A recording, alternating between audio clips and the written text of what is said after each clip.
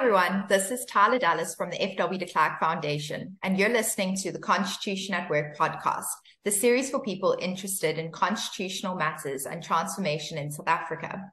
Today, we are talking about the Prevention and Combating of Hate Crimes and Hate Speech Bill, more commonly known as the Hate Speech Bill, and the impact it may have on religious freedom. I'm joined by Daniela Ellerbeck, an admitted attorney and legal advisor to Freedom of Religion SA, and Dave Steward, Chairperson of the F.W. de Klerk Foundation. Thank you to each of you for joining us, and with that, let's jump straight in. Now, the Hate Speech Bill is currently before Parliament's Justice Portfolio Committee, and it purports to give effect to the Republic's obligations in terms of the Constitution and international law concerning racism, racial discrimination, xenophobia, and related intolerance. Now, these are admirable goals, but many of the over 100,000 public comments made on the bill have expressed concern that it would criminalize constitutionally protected speech and unreasonably limit the right to freedom of expression. The crux of the issue lies in the bill's broad definition of harm and long list of potential grounds on which hate speech can be based, that leaves uncertainty on the proposed crime of hate speech. Daniela, how does this bill's definition of hate speech differ from Section 16 of the Constitution, which lays out the right to freedom of expression, and the Constitutional Court ruling in Kwalani?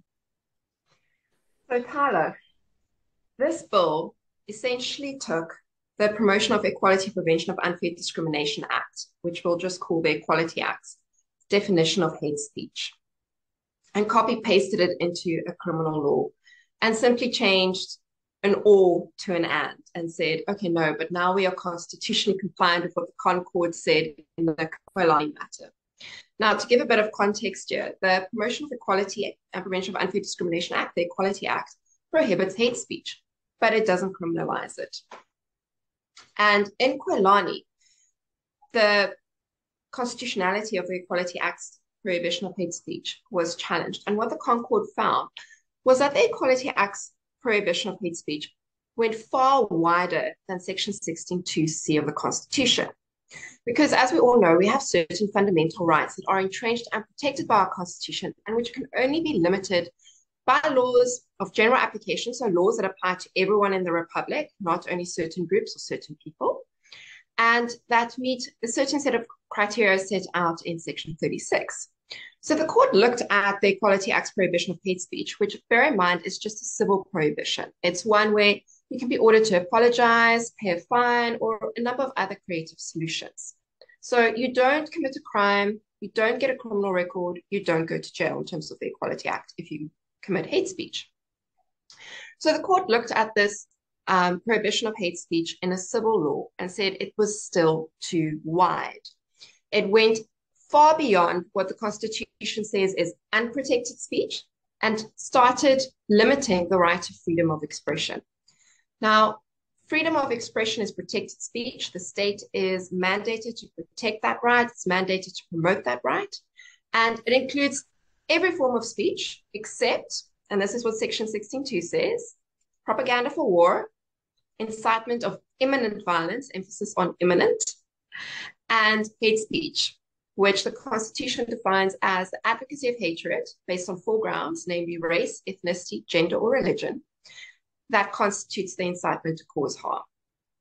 So we see that we have 3 very limited grounds of unprotected speech, and anything else, constitutionally speaking, is fair game. And as our courts have repeatedly said, in South Africa, you don't have the right to not be offended. Our right to freedom of expression allows even offensive and, yes, hurtful speech. So the Constitutional Court looked at the Equality Act's prohibition of hate speech, evaluated it against these 3 forms of speech that are unprotected, and said, but it goes much wider than any of these, specifically the hate speech prohibition in Section 16(2)(c) of the Constitution. Because essentially what the Equality Act did was it prohibited hurtful speech. Now, with the hate speech bill, we have the Equality Act's definition of hate speech incorporated into a bill that wants to criminalize this speech. Now, they've made some changes to it, such as including an and instead of an or, but it is still not constitutionally compliant and wants to criminalize speech that the Constitution sees as protected speech, speech that the state is mandated to protect and promote in this country. So it is very concerning that we see freedom of expression being limited in a constitutional democracy where we haven't even had the right to freedom of expression for 30 years yet. So the bill seems to then propose that it's the state's responsibility to protect adults from various forms of broadly defined harm. Dave, what are your thoughts on this? Should we be able to emotionally harm one another without fear of sanction? Should certain forms of speech be criminally sanctioned? Well, it's all set out, as Daniela pointed out, in the Constitution. And the Constitution is extremely limiting when it comes to speech that is unacceptable. It must be propaganda for war or the other factors that Daniela mentioned. The Kulani judgment made it clear that hurtful speech, harmful speech, speech that makes people angry and upsets them is not hate speech. But I think it's really important for us to consider two things here. First of all, what is the motive behind this legislation?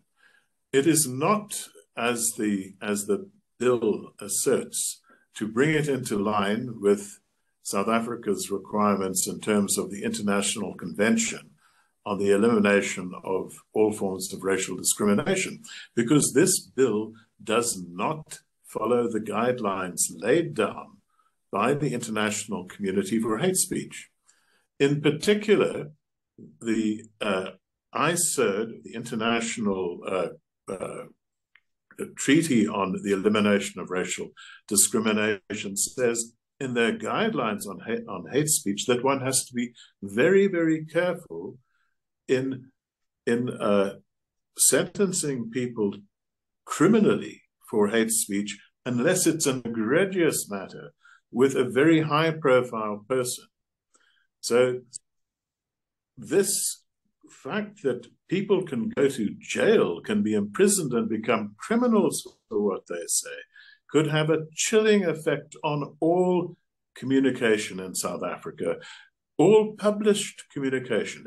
If the owners of newspapers and blogs and TV channels think that they may go to jail for 3 years if they publish something that the government probably doesn't like, then they're going to be very careful and they will self-censor. So this will be entirely at variance with the idea of a constitutional multi-party democracy that is open, responsive, and accountable, as is required by Section 1 of the Constitution. And the other point I think that we have to think about is the objective behind this. Why is the government coming along with this legislation at this stage? I think the cat out of the bag right at the beginning of the process, 2017, when the National Executive Committee of the ANC, not just an individual, but the NEC, said that they wanted to fast-track this legislation so that people like Helen Zille could be punished for making statements regarding colonialism.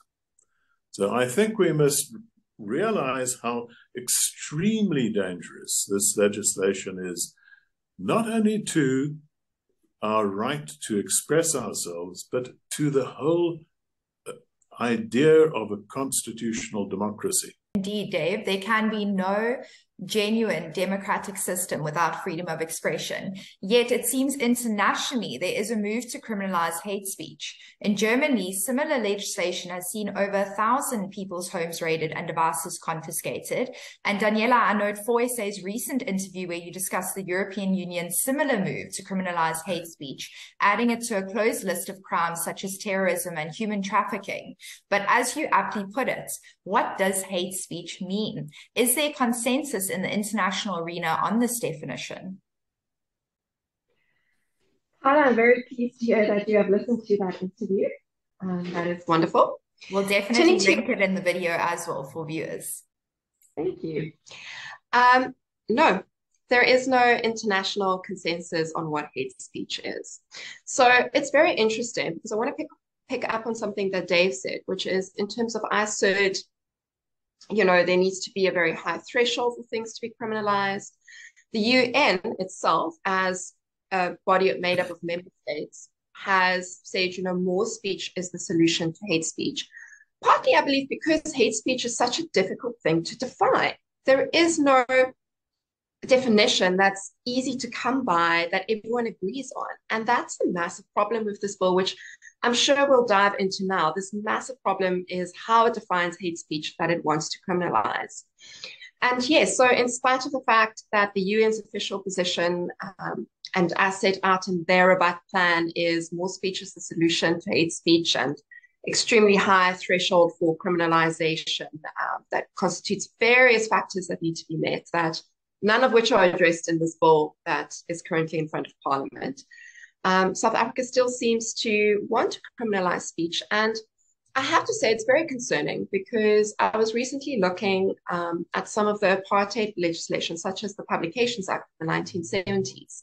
And this hate speech bill goes much further than even the apartheid legislation that I looked at. There might be other pieces of law that I didn't see, but it goes much further, for example, than the Publications Act, which saw people jailed for speech back under apartheid. And let's not forget, our right to freedom of expression, it doesn't just mean Daniela has the right to say stuff. It includes Tyla and Dave's right to receive the information. So you're immediately limiting in a democracy the spread of information, what people get to listen to, how they get to make their opinions. You're basically limiting a very fundamental freedom that is necessary for a democracy to function, because how else are we going to find one another? And as many people have pointed out, the moment you start criminalizing speech, you just drive those views underground. You don't solve them, which is why, for example, I believe the UN has adopted the position of more speech is the solution for hate speech. Let people bash it out verbally in the open realm. Let people be criticized openly. Let the faults in their thinking and their arguments be called out publicly. And everyone can decide what they believe. Now, obviously, that doesn't mean that all speech goes, because as we've said, propaganda for war, incitement of imminent violence, and the Constitution's narrow definition of hate speech are all unprotected speech, because those are forms of speech that can result in real harm, and not just harm the way this bill defines it. Now, Section 15 of the Constitution says everyone has the right to freedom of conscience, religion, thought, belief, and opinion. But Section 15 includes not only the right to believe as you choose, but exactly as you've said, the right to declare and the right to manifest your beliefs in public. What impact, Daniela, do 4SA believe the bill will have on religious freedom? Well, this bill. And perhaps now is a good time to look at what this bill defines hate speech as, so that we can bring the public into why we are so concerned about this. Not just that it's a throwback to apartheid legislation, not just that it goes against what the UN has said, not just the fact that the government has said they want to throw politicians they don't like in jail. What does this bill actually want to criminalize? So the bill sets out 3 factors for hate speech. It is when someone intentionally says something, or publishes it, or disseminates it. So think posting on Facebook, sharing something that you have posted on Facebook with someone else. So Tyla, let's say you post something in your personal capacity. I see it, I like it, I share it. I'm also guilty under this bill of a crime if what you said is hate speech. And each of us can go to jail for 3 years for a first offense and 5 years for a second offense. So it's when I intentionally say something or share something that someone else has said, or I display it on a window. Like, let's say if it's a poster, that is harm, or that incites harm or is harmful. Now, this is where the big problem with the bill comes in, because the bill defines harm as any emotional, psychological, physical, social, or economic harm. Now, what is any emotional harm, Tyla? Is that when I say something hurtful to you? Have I caused you some, even just a little bit of emotional harm? Yes, I have. So I've met element 1. I have said something that has caused any emotional harm. If I say something that causes you even like a little bit of mental discomfort or distress, have I caused you any psychological harm? Yes, I have. So, I mean, I don't know what this bill's going to do for honest conversations with oneself, because I often cause myself mental distress when I'm honest with myself. Eh? And then the second element, which the bill doesn't define, and this is also problematic, because the moment you want to make something a crime, you need to be clear about what the elements are, and you need to define those. And that is to promote and propagate hatred. Bill nowhere sets out what that means. And then the final element is that it needs to happen on some listed grounds. Okay, so now we all know we've got this very wide definition of harm. So if I say something intentionally, I display something intentionally, or I share something intentionally that causes any emotional harm, I'm done for. I've made element 1. Element 2, promote and propagate hatred. Undefined. No one knows what it means, but hey, I could still be facing 3 years in jail.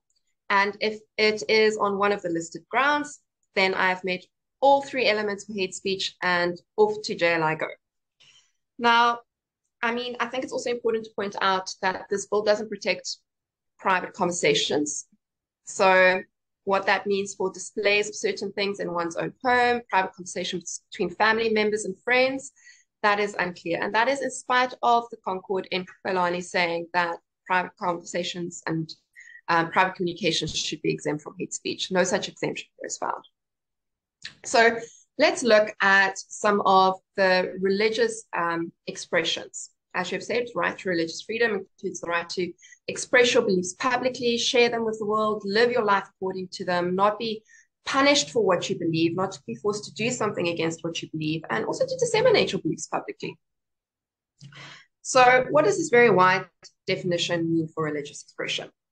Well, the listed grounds include things such as culture, gender identity, religion, sexual orientation, and so forth, to name but a few. So views traditionally held by many religions about being the only way to God. I mean, that is causing any or psychological emotional harm. That is possibly promoting and propagating hatred, because we don't know what the second element is. And it is on a listed ground, such as religion or culture, to say, well, my religion is the only way to God. It's the only true religion. So you have met that element. Traditional views held by many religions about marriage, about male and female. I mean, if gender identity is included, then those would immediately, be causing any emotional harm, any psychological harm, and so forth. Promote and propagate hatred. We have said we have no idea what that means, and nowhere in the bills are defined. And you would be mentioning, these views on a listed ground. So you would be guilty of hate speech. So we see that comments such as, in the beginning, God created the male and female. All of a sudden, if I share that on Facebook, I could very well be facing 3 years in jail. So it has a direct impact on the ability to live out fundamental religious beliefs in public. And as you've said, the right of religious freedom in Section 15, it goes much further than just religious beliefs. It protects belief, opinion, thought, and conscience as well. So if I sincerely have a conviction that, let's say, biological sex and gender cannot be divorced from one another, and that because of the high gender-based violence rate in this country against women and children, bathrooms need to remain safe spaces for females, and people who identify as female but are biologically male shouldn't be allowed to access female bathrooms. And I share that on Facebook. I am guilty under this bill as well. And even though the Constitution sees that as protected speech.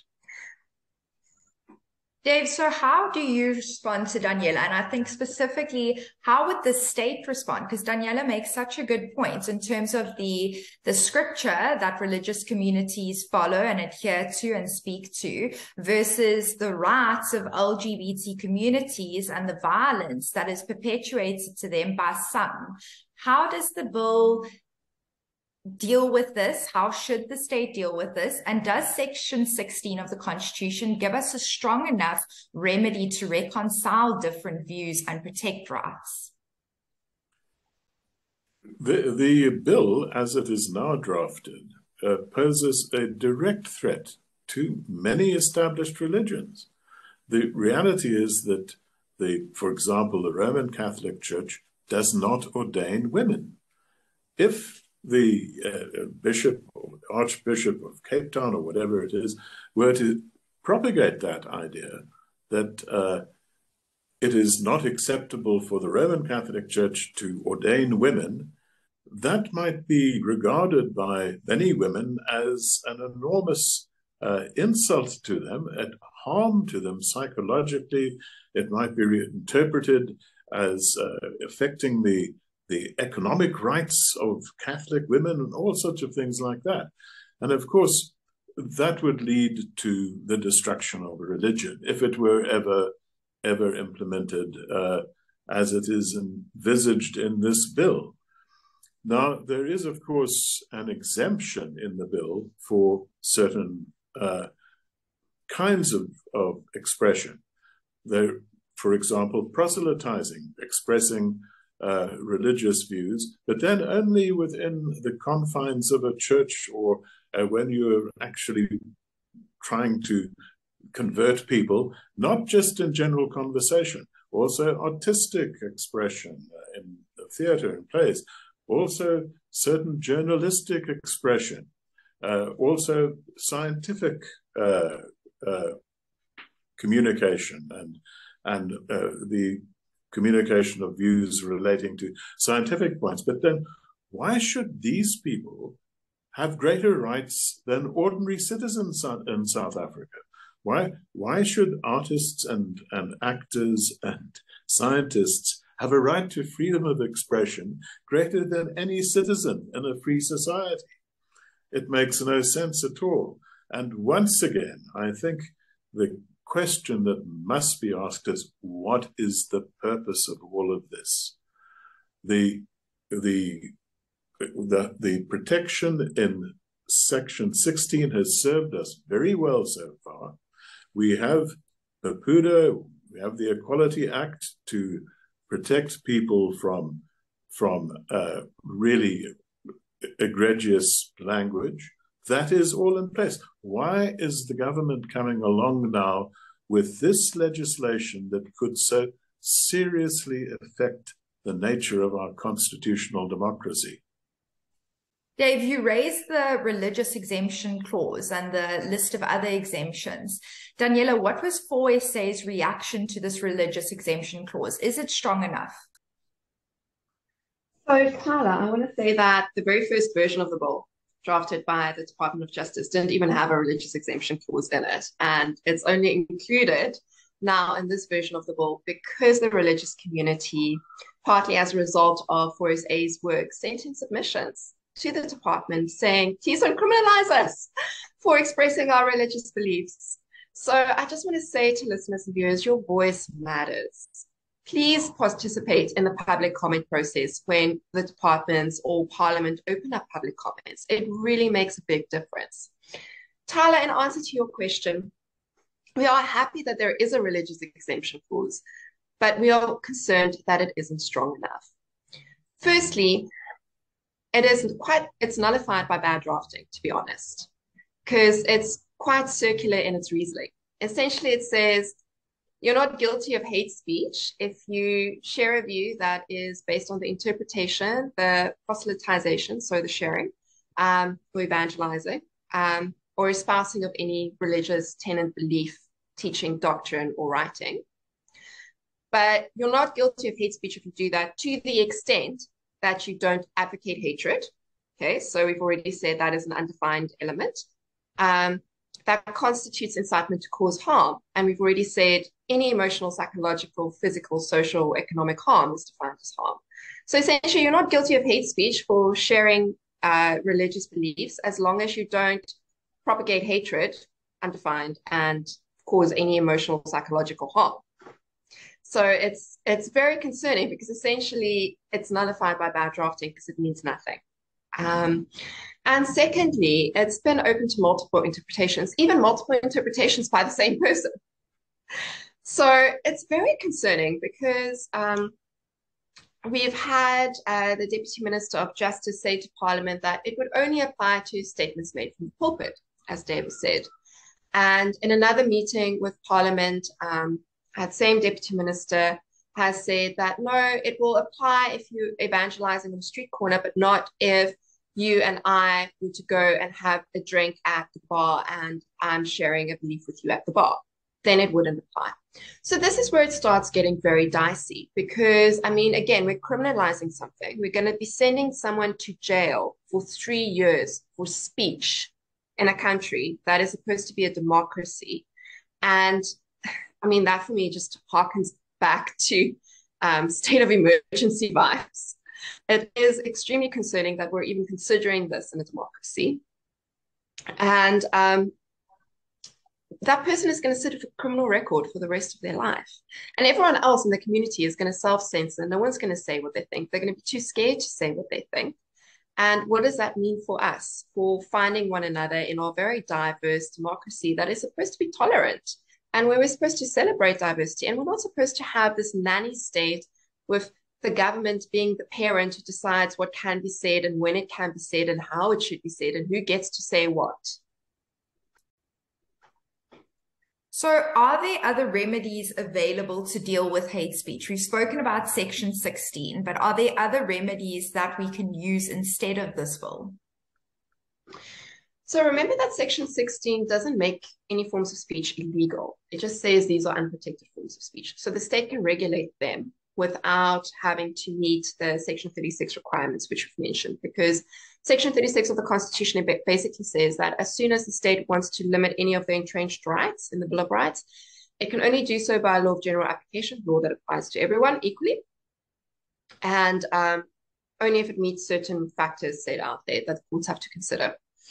So state doesn't have to worry about that. If it wants to regulate propaganda for war, can do it to its heart content. Doesn't need to worry about that when it wants to regulate incitement to imminent violence, can do that to its heart content. And it doesn't need to worry about that if it wants to regulate the advocacy of hatred based on race, ethnicity, gender, or religion that constitutes the incitement to cause harm. Can do that to its heart content.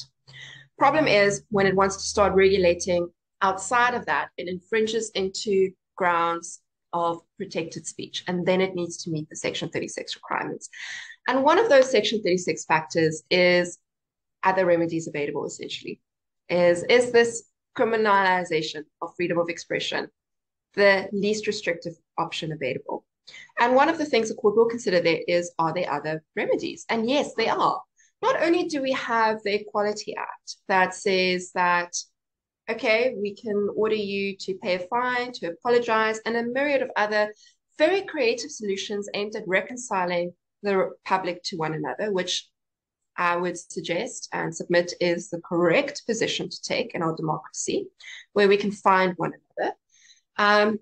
But also Section 10.2 of the Equality Act allows for the matter to be referred to the Director of Public Prosecutions. Now, bear in mind that we do have the common law crime of crimen injuria that has been successfully used against Penny Sparrow, for example, or Katsevelos for general racist comments that they made. So if the goal of this bill really is to tackle racist comments, of which I would say some have made massive media, have gotten massive media attention, but I would submit that it is not the core problem that our country is facing at the moment, and that South African individuals on a day-to-day basis say that racist comments are the bane of my existence. This is the one thing I wish the government would tackle now without fail. That is not what many South Africans would say, I believe. Is you already have the crime of crimen injuria that have seen people successfully prosecuted. So we already have a crime in this country that allows us to send people to jail for speech that is really, really, really egregious. There is no need for the state to use that almost as a cloak or as a cloak or an excuse to pass what I would say really is a Trojan horse of a bill. Because if we allow this thing into our democracy, there is no way to tell what it's going to morph into and what all the myriad of unintended consequences on our democracy could be. Bearing in mind that freedom of expression is the heartbeat of a democracy. It is what keeps a democracy alive. Dave, I'm going to turn to you. We are running out of time, but your closing remarks in response to Daniela. Well, yes, I think that this may be one of those moments in the development of a constitutional democracy that is a dividing line. That if this bill is enacted, if it is implemented as intended, then we will have crossed a very, very important line away from being an open constitutional democracy, because you cannot have open constitutional democracies without freedom of expression. This bill is intended to limit freedom of expression with criminal sanctions and with very, very vague formulation. So all South Africans should raise their voices against this while they can. All South Africans should insist on their right to freedom of expression and free political and religious activity. And just in closing, Daniela, what were some of the solutions for SA proposed to bring the bill in line with Section 16 if it was to proceed? Tyla, so first of all, we need to look at narrowing the definition of harm. Because if we're going to make it a criminal act, we need to narrow that. We need to define what promote or propagate hatred means. Because if we're going to make it a criminal act, we need to at least know what that is. We need to look at the listed grounds and bring them down to the 4 listed in Section 62C. Bearing in mind, and this was one of the solutions that has been submitted to Parliament, is if the government wants to criminalize, for example, we all agree that no horrible, terrible act should happen against the LGBT community. So if there is incitement of imminent violence against the LGBT community because of their LGBT status, that can easily be remedied by looking at Section 16.2b, incitement of imminent violence. But it's not properly found under Section 16.2c, hate speech. You're going to suffer from Section 36 constitutionality difficulty with that, with the expanded grounds. So looking at those elements and fixing it, strengthening the religious exemption clause, that is a non-negotiable. First of all, it needs to not be self-defeating and nullified by bad drafting. Secondly, it needs to protect individuals when they express their opinions in public, whether they do it from a pulpit or whether they do it on Facebook or whether it's religious or not. Or we can't be sending people to jail for offensive speech in this country. One of the solutions that 4SA has proposed is the splitting of the hate crimes and the hate speech aspects, because the hate speech aspect is very, very, very controversial. And like Dave said, once we legislate this, it really is like passing the Rubicon. It's the point of no return. And we don't know what it's going to morph into. It really is Pandora's box. And whereas the hate crimes aspect is not very controversial, it's basically codifying aggravating circumstances. And I mean, yes, some people don't like it. Some people maintain that the current way things are with the court considering aggravating circumstances the way it is still the best practice and the best way forward. But it's not controversial the way hate speech is controversial. So split those two from another, proceed with the hate crimes aspect of the bill, get that through, and rework the hate speech aspect to bring it in line with the Constitution and to bring it in line with the Rabat Plan, for example.